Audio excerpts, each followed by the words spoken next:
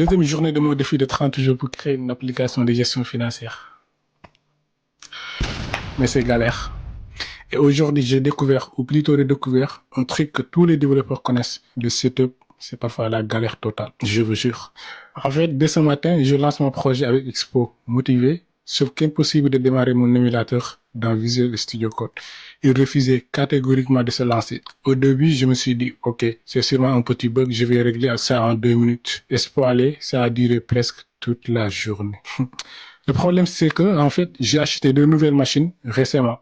Et forcément, rien n'était encore installé correctement. Pas de SDK en tout cas, pas de bonnes variables d'environnement. Bref, tout était à refaire. Et comme ça faisait un bon moment que je ne codais plus que des applis web, je m'étais un peu éloigné du développement mobile. Du coup, retrouver mes repères m'a demandé encore plus de temps. J'ai essayé plein de choses. Réinstaller Android Studio, relancer Expo, reconfigurer les chemins système, redémarrer encore et encore.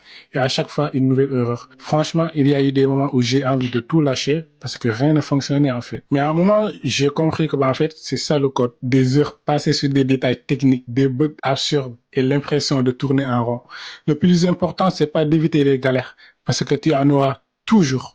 Toujours, je vous dis, le plus important, c'est de rester concentré sur l'objectif et d'aller chercher le résultat. Et finalement, après pas mal de persévérance, j'ai réussi. L'émulateur a démarré et j'ai vu mon application s'afficher pour la première fois. Un petit écran noir avec Welcome to Expo, mais ça m'a fait plaisir comme si j'avais déjà codé toute l'application en fait. La leçon du jour, en tout cas ce que j'ai appris aujourd'hui, c'est que le progrès en programmation, ce n'est pas d'écrire du code parfait tous les jours.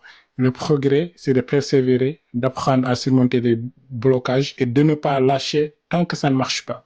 Aujourd'hui, j'ai pas développé de fonctionnalités, mais j'ai posé une base essentielle, un environnement qui fonctionne, prêt à accueillir mon code. Et demain, sûrement, je vais enfin pouvoir attaquer le vrai développement de l'application. Donc, le jour 2 est terminé et le défi continue. Donc, on se dit à demain pour le jour 3. Allez, ciao.